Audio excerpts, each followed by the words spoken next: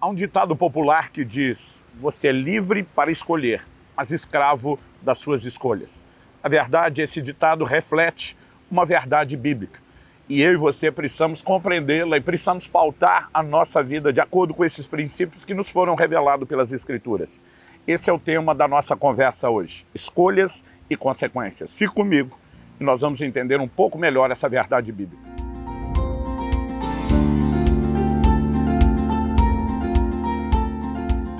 Estou hoje no Lago Hernani José Machado, na cidade de Lucas do Rio Verde, Mato Grosso, passando para trazer mais uma palavra ao seu coração.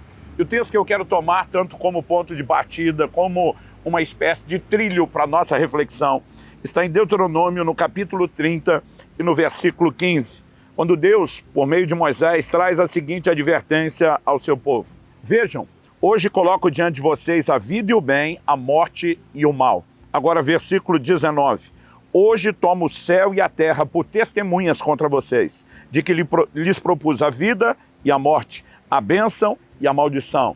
Então Deus arremata dizendo: escolham, pois, a vida, para que vivam vocês e os seus descendentes. Deus está dizendo: há dois caminhos que foram colocados diante de vocês. Um é um caminho de vida, o outro é um de morte.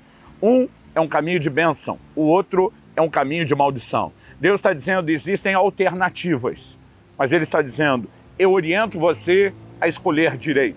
Basicamente, Deus está dizendo: o responsável pela escolha são vocês.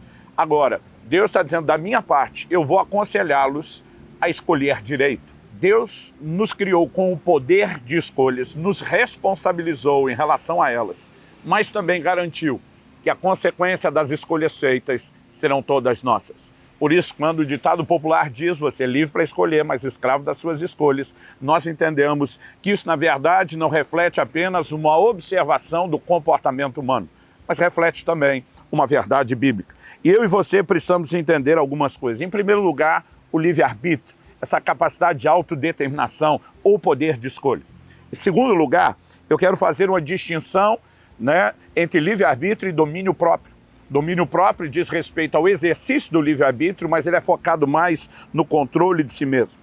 Em terceiro e último lugar, eu quero falar sobre aquilo que deve nortear nossas escolhas, que diz respeito justamente a consequências, mas essas, por sua vez, não são apenas consequências momentâneas. Nós também teremos que lidar com consequências eternas. Então, em relação ao livre-arbítrio, desde a criação, nós lemos em Gênesis, no capítulo 2, nos versículos 16 e 17, Deus comunicando ao homem essa responsabilidade de escolha. Assim que o criou, nós vemos a orientação sendo dada. A Bíblia diz: e o Senhor Deus ordenou ao homem: de toda árvore do jardim você pode comer livremente, mas da árvore do conhecimento do bem e do mal você não deve comer, porque no dia em que dela comer, você certamente morrerá. Deus estava dizendo o que o homem podia e o que o homem não podia, mas basicamente ele estava dizendo: eu não vou controlar você, eu não vou fazer as escolhas no seu lugar. Você pode escolher entre o que é lícito ou ilícito, mas saiba que as suas escolhas terão consequências. Se você escolher o que é ilícito, certamente morrerá. Então nós vemos desde o início Deus orientando o homem a respeito tanto de escolhas como também a respeito de consequências. Em Josué, no capítulo 24, no verso 15, ele diz: escolhei hoje a quem vocês vão servir, se aos deuses dos vossos pais ou se ao Senhor. Josué diz: eu e a minha casa serviremos ao Senhor. Ele está dizendo: eu fiz a minha escolha. Assim como Deus quer orientá-los a fazer a escolha correta, mas eu não posso escolher por vocês. Vocês terão que fazer a própria escolha, e a escolha de vocês determinará também as consequências. Isaías, no capítulo 1, no versículo 19, Deus diz: se quiserdes e me ouvirdes, comereis o melhor dessa terra. Deus não está dizendo: olha, vocês vão comer o melhor da terra apenas porque eu quero. Obviamente Ele quer, Ele deseja o melhor para nós, mas Ele está dizendo: você também tem que querer. E essa sua capacidade, não só de desejar, mas de decidir, é o que vai te levar a fazer as escolhas corretas. Quando ele diz: se quiseres e me ouvirdes, ele está dizendo: se você andar em obediência, se você não pegar o caminho que leva para a morte ou para a maldição. Então Deus diz qual será a consequência: você vai colher ou comer o melhor da terra. Até em questões como, por exemplo, o casamento. Em 1 Coríntios, capítulo 7, verso 39, o apóstolo Paulo diz: a mulher viúva está livre para casar com quem quiser, contanto que seja no Senhor. Deus não está necessariamente determinando de forma arbitrária quem se casa com quem. Eu vejo muitas pessoas dizendo, nosso casamento foi determinado nos céus. Deus pode nos guiar quando buscamos ajuda para fazer a escolha, mas o tempo todo a Bíblia nos responsabiliza pelas nossas escolhas. Muitas pessoas às vezes estão lamentando de um matrimônio que vivem e não percebem que escolheram os cônjuges sob critérios e perspectivas errados ou escolheram uma forma de se viver o matrimônio completamente errado. Nós somos responsabilizados às escolhas, mas também a sua inevitável ou inevitáveis consequências.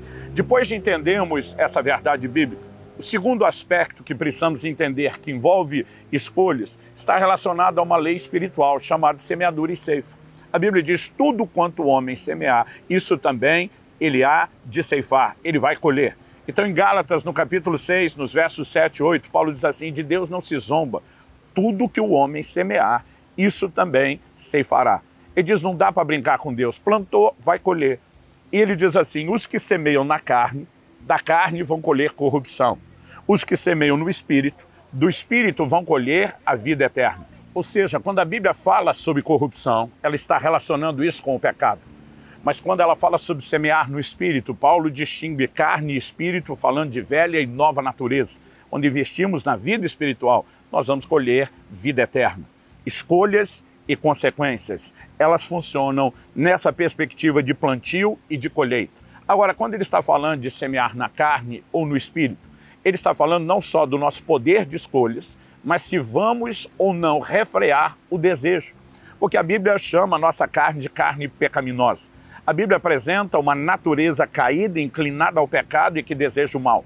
Por outro lado, quando nascemos de novo, recebemos uma nova natureza. Essa, por sua vez, se inclina para o que é correto. Paulo diz no tocante ao homem interior, Romanos 7, eu tenho prazer na lei de Deus. Seu espírito renascido, ele quer Deus, ele quer orar, ele quer obedecer à Bíblia, ele quer buscar ao Senhor. Mas ele diz, vejo nos meus membros outra lei que guerreando contra aquela de dentro da mente, me faz prisioneiro do pecado. Então, a vida de santificação é subjugar a inclinação da carne. E de novo, embora nós possamos reconhecer que Deus nos libere recursos para a nossa santificação, a Bíblia diz, o Deus da paz vos santifique em tudo. Mas antes de falar do que Deus vai fazer, o versículo anterior de 1 Tessalonicenses, no capítulo 5, no verso 22, Paulo diz assim, abstende-vos de toda espécie de mal. Nós somos responsabilizados a exercer aquilo que Deus nos comissionou primeiro para que Ele possa nos auxiliar depois.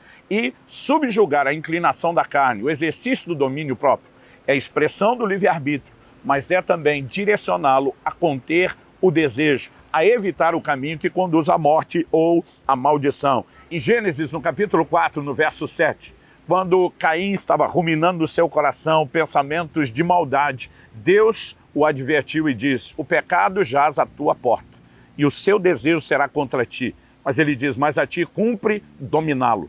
Deus estava dizendo, olha, o pecado está te rodeando, ele está na porta, ele está querendo entrar, ele vai trazer estrago, caos, tragédia, mas é sua responsabilidade fechar a porta, é sua responsabilidade dominá-lo. Essa verdade não pertence apenas ao Antigo Testamento. Nós vemos esse próprio dilema retratado por Paulo em Romanos, no capítulo 7, e o como nós somos direcionados a fazer a escolha certa.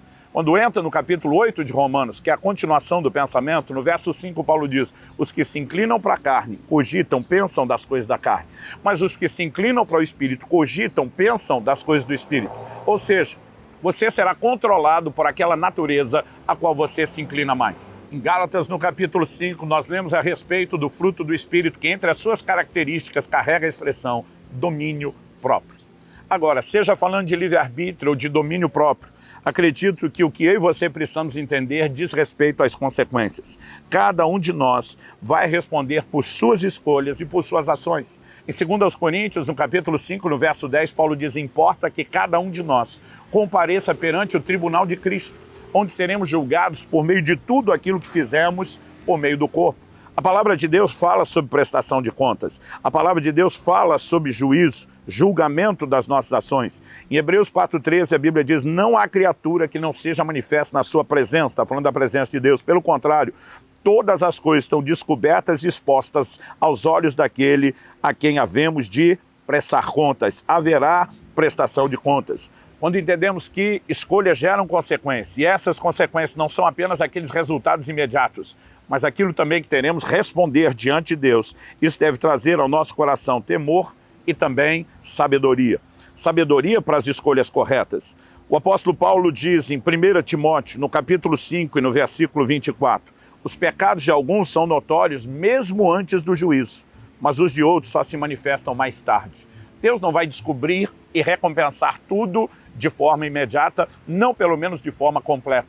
Algumas coisas serão expostas antes do juízo futuro, mas outras só serão descobertas depois. Mas o ponto que não se pode discutir, haverá juízo e haverá consequência das escolhas. Em Mateus 7, de 21 a 23, Jesus fala de pessoas que profetizaram, no seu nome, curaram enfermos, expulsaram demônios, mas no último dia ele vai dizer, apartai-vos de mim, eu não vos conheço, vocês praticam a iniquidade. No último dia, consequências que se manifestarão por toda a eternidade. A Bíblia diz que nós não podemos ser devassos como Esaú, que por um prato de lentilha vendeu seu direito de primogenitura. Esaú cometeu uma devassidão espiritual, mas falando de forma prática, ele foi inconsequente, ele não mediu as consequências, mas elas estavam lá como resultado da sua escolha.